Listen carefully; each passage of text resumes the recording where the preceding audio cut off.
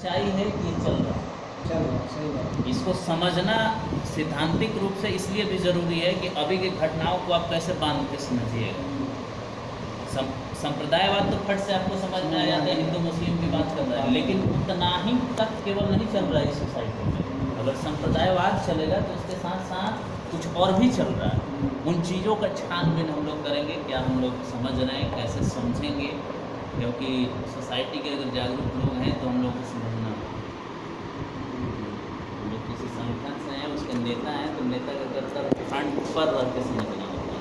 लोगों को बताना भी, समझना भी कि कैसे कैसे क्या चीज़ें हो रही हैं। तो सब लोग बोले इस पर, सारे लोग अपने विचार रखते हैं। यहाँ पे लगेगा कि और इस पर वो किया जाएगा तो उसमें फिर हम लोग वो करेंगे। मतलब एक्सचेंज ऑफ आइडियाज़, जितना भी अपना विचार है उसका एकदम एक्सचेंज कीजिए खुल के। ये नहीं कि हम विचारधारा से तो बंद हैं तो उतना ही तक हम सोच रहे, नहीं, सारे एस्पेक्ट को आप वो कीजिए, जिसको जैसा उसको करना होगा फिर उसको हम लोग अलग ट्रैक से, क्योंकि फ्री होके जब नहीं करिएगा उस पर ना तो फिर दिक्कत हो जाएगा कि हम जो सोच रहे हैं कुछ और कर रहे हैं कुछ और। तो शुरू किया जाए, अपने ही मन से बोलिए जिसको शुरुआत करना है।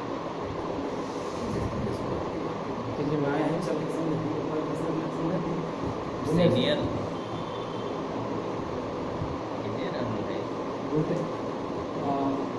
बहुसंख्यकवाद और संप्रदायवाद भारतीय राजनीति में इसका प्रचलन। बहुसंख्यकवाद जैसे जब शब्द आता है तो लगता है कि एक ऐसी कम्युनिटी की बात की जा रही है जो जिस देश में वो सबसे अधिक संख्या में है। और संप्रदायवाद की बात जो होती है उसमें वह बात होता है कि जो अलग अलग धर्म का बातचीत, जो बहुसंख्यकवाद होगा ना वो संप्रदायवाद से रिलेटिव होगा। तो वह बहुसंख्यकवाद का यही कॉन्सेप्ट होगा या होता है कि हमारा जो संप्रदाय है वो अधिक संख्या में है हमारे देश में, इसी कारण से हमारी बात को सुनना अगली कम्युनिटी जो जिसकी संख्या कम है उसको पड़ेगा, ये बात है। और यह जो बहुसंख्यकवाद जो बातचीत आ रहा है 2014 के बाद से, जिस तरह से उनकी सरकार आई है मोदी जी की, और जो जिस तरह सांप्रदायिकरण बढ़ा है और एक कम्युनिटी को विशेष प्रकार का दबाव देकर या उसको डराने का या धमकाने का जो काम किया जा रहा है कि हमारी संख्या यहाँ ज़्यादा है तो हमारी बात को यहाँ ज़्यादा मानना पड़ेगा, हमारे अनुसार से चलना पड़ेगा। ये बहुसंख्यकवाद का एक बातचीत हो सकता है, उसके अंदर ये सारी चीज़ें आएंगी। और जब बहुसंख्यकवाद की बात करेंगे, जैसे बहुसंख्यकवाद या संप्रदाय में जब धर्म की बात करेंगे हम, जैसे हिंदू कोई धर्म होगा, जैसे हिंदू धर्म की बात करेंगे तो उसमें भी कई जातियों के बारे में भी बातचीत होगा। जैसे हिंदू धर्म में भी कई जातियाँ हैं, होगा ब्राह्मण, क्षत्रिय, वैश्य और शूद्र, तमाम लोग होंगे। जब उसकी बात की जाएगी तो बहुसंख्यकवाद में वो जो संप्रदाय, जो हिंदू जो बोलेगा ना कि हम हिंदू हैं, वह दूसरे तमाम लोगों को, तमाम जातियों को, हिंदू धर्म के जो जातियों को इसलिए वो एकजुट करने की कोशिश करेगा कि हम तो धर्म की बात करते हैं, हम धर्म की बात कर रहे हैं, यहाँ सब लोग इक्वल हैं। लेकिन वह जब बोलता है कि हम इक्वल हैं, जब अधिकार देने का बात आएगा ना तो देखिएगा कि दोनों में अपने में लड़ जाएंगे। स्वर्णिम जाति के लोग, बैकवर्ड या जो भी अनुसूचित जाति के लोग हैं उनसे लड़ाई हो जाएगी उनकी। लेकिन जब दूसरे धर्म से लड़ने की बात आएगी तो देखिएगा तीनों चारों एक हो जाएगा। जो सुपीरियर का बातचीत है, जैसे ब्राह्मण, क्षत्रिय, वैश्य और शूद्र का, वो अपने दोनों में कंट्राडिक्ट है। और कुछ हमारे देश में बहुसंख्यकवाद की बात आती है तो जाति में भी बहुसंख्यकवाद की बात आती है। जैसे यहाँ पर बिहार के संदर्भ में बात करें, हम जहाँ रहते हैं, यहाँ एक बहुत बड़ा फोर्स है, उसको लोह जाति यादव है, जो बैकवर्ड क्लास में आता है, उसकी संख्या बहुत अधिक है। और एक और अपर कास्ट में अगर कोई है, खुल के बातचीत करना चाहिए, भूमियार जाति के जो लोग हैं, ठीक है। एक कॉन्सेप्ट या एक सेंस बना जा रहा है कि बिहार में दो ही जातियाँ जो है ना, मतलब क्लैश करता है, चाहे उस तरह का कुछ है। तो आप देखिएगा वो लोग भी वही बहुसंख्यकवाद की बात करेंगे कि हमारी जाति की संख्या यहाँ अधिक है तो हमारी बात यहाँ मानना होगा, नहीं तो आपको यहाँ नहीं रहने दिया जाएगा, ये दब के रहना पड़ेगा, कमज़ोर होकर रहना पड़ेगा। ये बातचीत है। लेकिन हम लोग को स्पष्ट ये समझना चाहिए कि जो जात की बात करता है वह स्पष्ट रूप से उसका केंद्र बिंदु होगा धर्म। चाहे जो धर्म की बात करता है उसका लास्ट बिंदु आएगा जात, अगर दोनों एक दूसरे से जुड़ा हुआ चीज़ है। धर्म और जाति दोनों एक दूसरे से जुड़ा हुआ है। अगर दोनों में से अगर कोई एक भी चीज़ अगर खत्म होगा, हमारे नज़रिए से अगर दोनों में से कोई एक चीज़ भी, धर्म या जाति में से अगर कोई एक चीज़ भी खत्म होगा तो कोई दिक्कत नहीं है। जाति खत्म हो जाएगा तो धर्म खत्म हो जाएगा, तो धर्म खत्म हो जाएगा तो जाति खत्म हो जाएगा। ये हमारा यही कॉन्सेप्ट है इस मामले में। बोलिए। हमको लगता है कि भारत में मेडिटेरियन थ्योरी और सेक्रेटरियन थ्योरी को भी हम लोग गहराई से देखें तो हम लोग को आज़ादी के बाद एक सीन बना।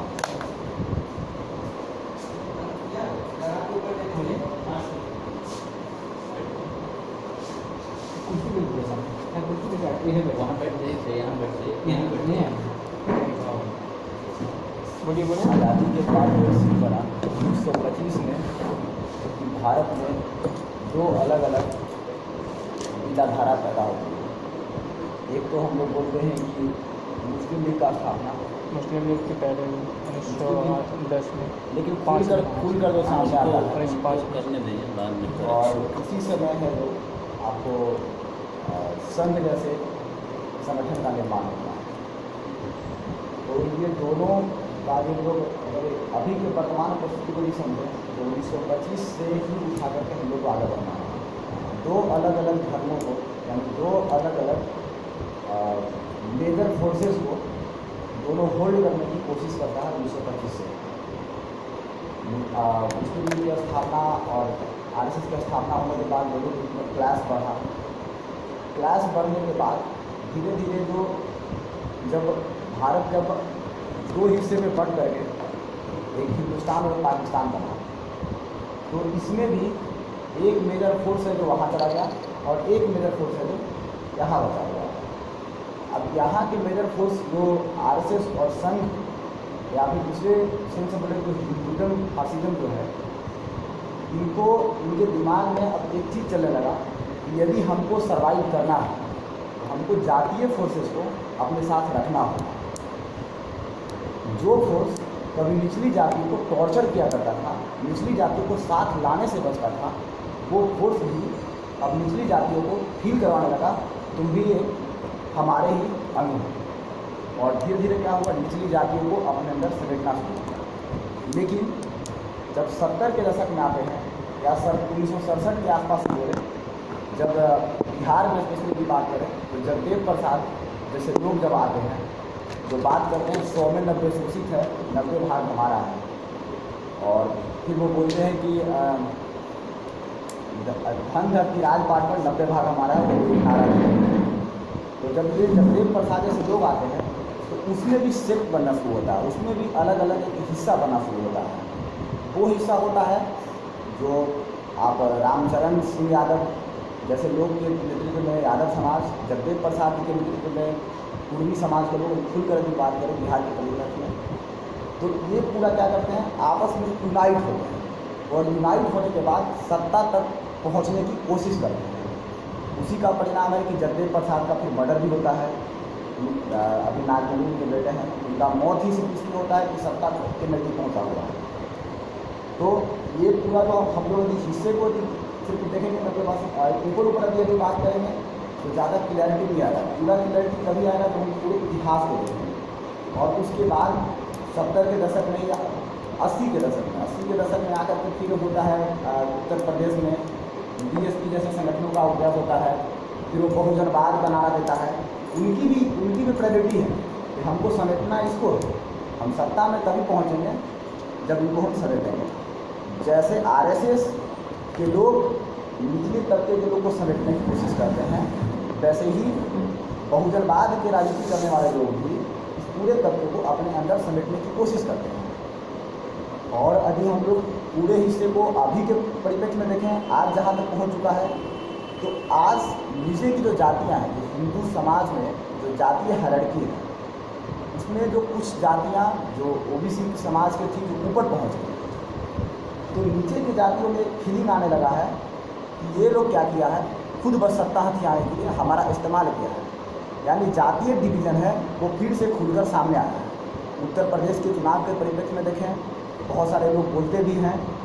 कि चमार समाज और यादव समाज को छोड़कर बाकी सब लोगों ने भाजपा को सिर्फ इसलिए वोट किया, यानी सांप्रदायिक शक्तियों को सिर्फ इसलिए समर्थन किया कि उनको कोई मतलब इस पूरे जो सत्ता का जो खेल चला इसमें कुछ मिला नहीं। बिहार में भी देखें,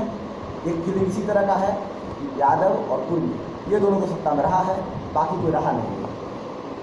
बिहार समाज के लोग का जहाँ तक क्लास है, उनका क्लास सत्ता को लेकर के नहीं है, सत्ता में कोई भी रहा है ओवरऑल कंट्रोल वही किया है। आज भी सत्ता में कोई भी रहे कंट्रोल उनका ही रहता है, चाहे वो रणवीर सेना जैसे संगठनों का बनना हो या जो कुछ भी, उनमें उनका खेल रहा है। वो हमेशा मेजर फोर्स के तौर पर न रहते हुए भी अपना मेजर रोल प्ले कर गया है। ये पूरा जो मतलब सेक्ट और जो मिलिटेरियन ट्रेंड है, इसका मेरे ख्याल से ऐतिहासिक परिप्रेक्ष्य है।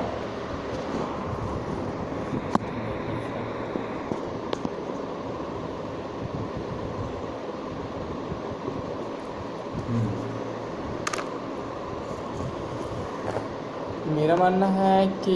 जैसा कि अभिषेक ने बोला, थोड़ा इंट्रोड्यूस कर दीजिए टॉपिक से। ये कॉमर्स कॉलेज के हमारे साथी हैं। तो कॉमर्स में कॉमर्स कॉलेज में ना, कॉमर्स कॉलेज में गए थे वो कौन से डिपार्टमेंट का? पॉलिटिकल डिपार्टमेंट अपना इंट्रोडक्शन दे रहा अच्छा पटना कॉलेज। हाँ, मेरा नाम ऐसे श्री मोहन सिंह है। रवि कुमार ज़्यादा जानते हैं लोग श्री मोहन सिंह को। और मेरा घर का नालंदा पॉलिटिकल डिपार्टमेंट में।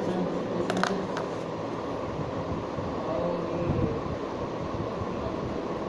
पटना कॉलेज से। टॉपिक है आज के दौर में बहुसंख्यकवाद और सांप्रदायिकवाद का परिचय। भारतीय राजनीति में आज के दौर में बहुसंख्यकवाद और सांप्रदायिकवाद का प्रचलन। समझ गए? इसमें अपना पॉइंट रखते हैं। जैसा कि अभिषेक ने बहुत सारा डिटेल में बोले हैं कि कैसे कैसे हमारे देश में उभार हुई है सांप्रदायिकवाद का। अगर हम बहुसंख्यकवाद की बात करें तो वाकई पॉलिटिक्स में बहुत सारे बहुसंख्यकवाद उभरते रहे हैं, भले वो जाति के नाम पर हो या धर्म के नाम पर या अलग अलग एजेंडा के नाम पर। आज़ादी से पहले बहुत सारी घटनाएं हुई जिसमें बहुत रेडिकल रूप में भी कुछ संगठन सांप्रदायिक हुए हैं। कुछ संगठन चाहते थे कि हम धर्म के नाम पर आज़ादी के बाद भारत को अपने कब्ज़े में लें। दोनों तरफ के हिंदू समाज के भी थे और उधर मुस्लिम समाज के भी लोग ऐसा ही सोच रहे थे। लेकिन आज़ादी के बाद जो नेहरू के नेतृत्व में सरकार बनी थी उसमें नेहरू तक तो सबका सिंपैथी वही रहा, लेकिन बाद के दिनों में इंदिरा गांधी भी बहुत सारे चीज़ अपना ट्रेंड चेंज करने लगे और वो अपनी तरफ बहुसंख्यकवाद को झुकाने के लिए एक अलग तरह के वो नारा देना स्टार्ट किए। फिर जब राजीव गांधी के टाइम आते आते बिल्कुल परिस्थितियां बदल चुकी थी, तब वहाँ पर सांप्रदायिक शक्तियों को खुश करने के लिए जो बहुसंख्यक होते थे उन्हें खुश करने के लिए वो वोट बैंक की राजनीति स्टार्ट हो गई। उस समय बहुत उफान पर सांप्रदायिकवाद चला और पॉलिटिक्स के द्वारा कैसे इसे और बढ़ाया जाता है वो राजीव गांधी की सरकार से बहुत आगे इनके बढ़ता गया। चाहे वो राम राज का नारा हो राजीव गांधी का, चाहे राम मंदिर का दरवाज़ा खोलने का हो, साहबानों केस का जो विवाद हो, ये सब के सब सांप्रदायिक आधार पर बहुसंख्यकों को अपनी तरफ खींचने की कोशिश उनका रहा था। लेकिन यहीं पर जो इंदिरा गांधी के हत्या के बाद जो सिखों के साथ दंगा हुआ था उसमें बहुत अचानक यानी कि देखने को मिला था कि एक माइनॉरिटी को कैसे मेजॉरिटी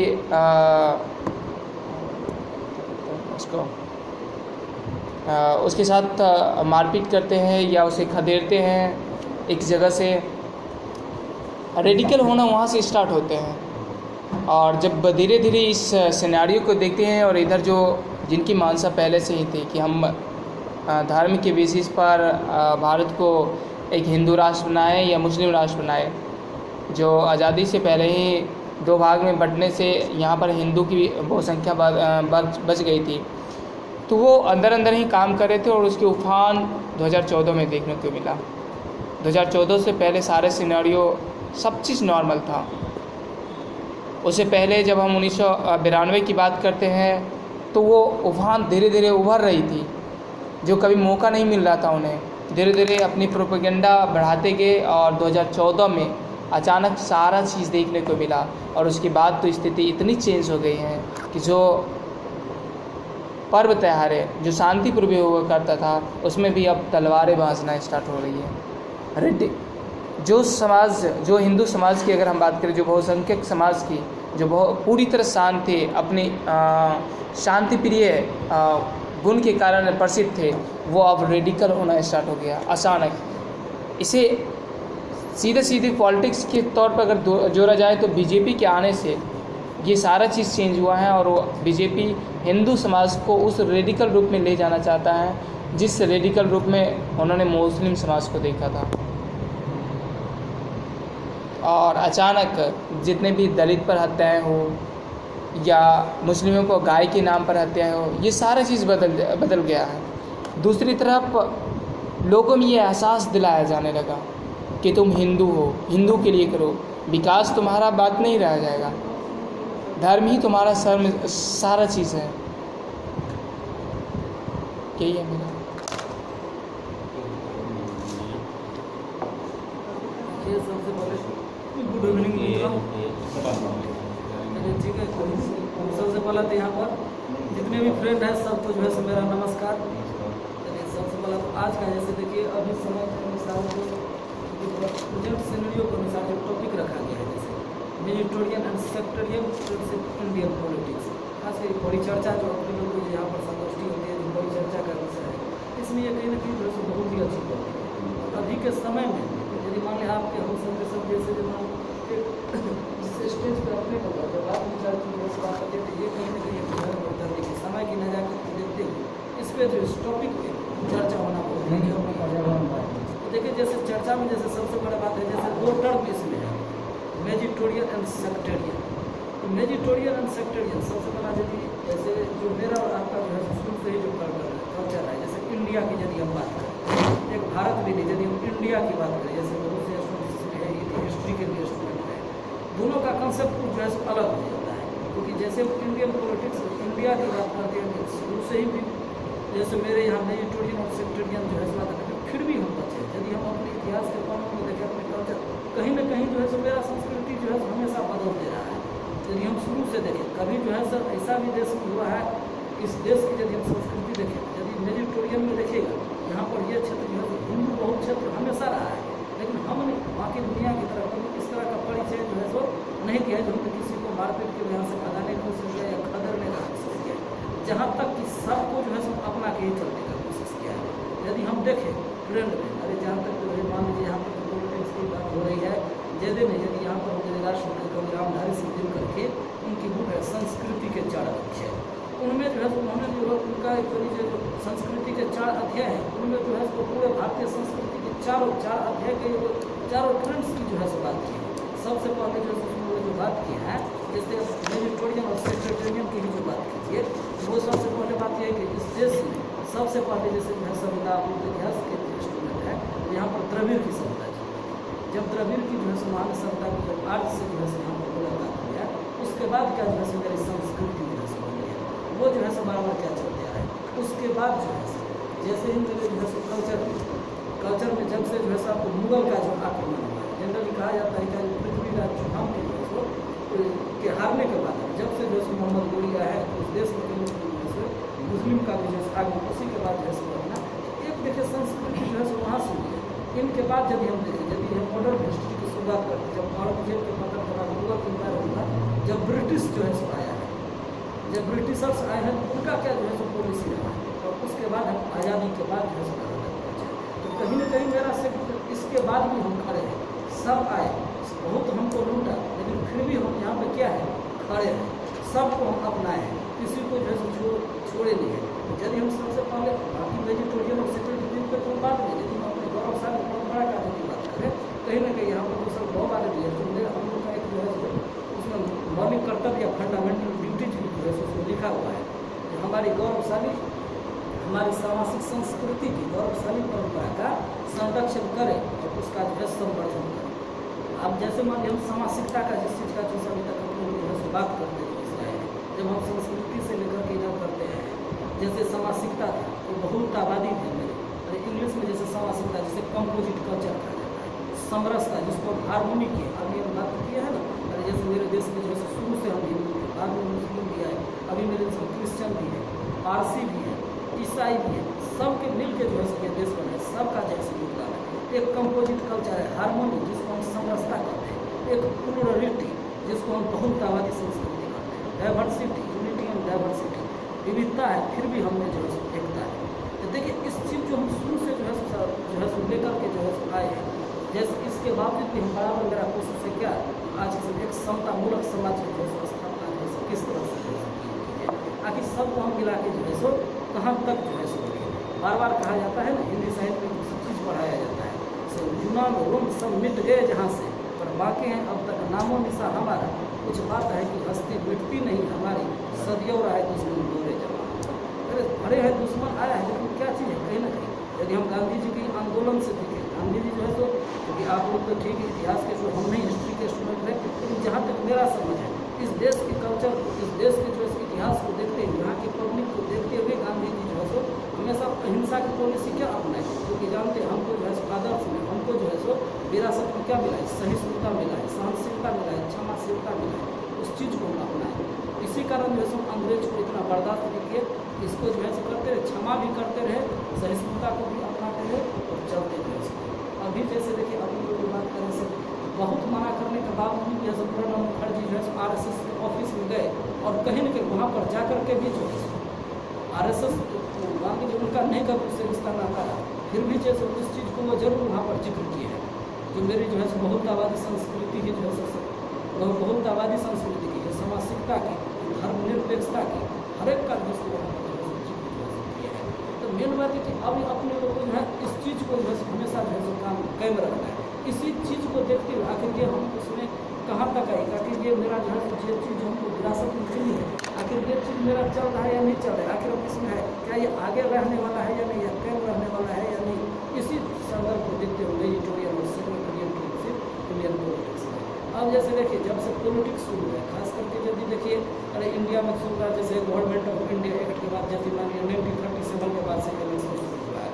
उसी समय से जैसे मान लीजिए जैसे कांग्रेस अलग थे, मुस्लिम लीग जो है अलग इलेक्शन लड़ते थे, RSS कहीं ना कहीं ये विचारधारा की लड़ाई या सेक्ट का लड़ाई जो है उसी समय से जो है सो शुरू जो है होती है। यदि उस समय से शुरू तो उसके बाद जैसे इंडिपेंडेंस के बाद जब से इलेक्शन कमीशन की स्थापना हुआ है, हर एक दल को राजनीतिक दर्जा मिला है, उसके बाद कहीं ना कहीं एक चीज़ और ये हो गया है, कहीं ना कहीं ये जो वेजिटेरियन और सेक्टेरियन इसके क्लास जो है हमेशा रहता है।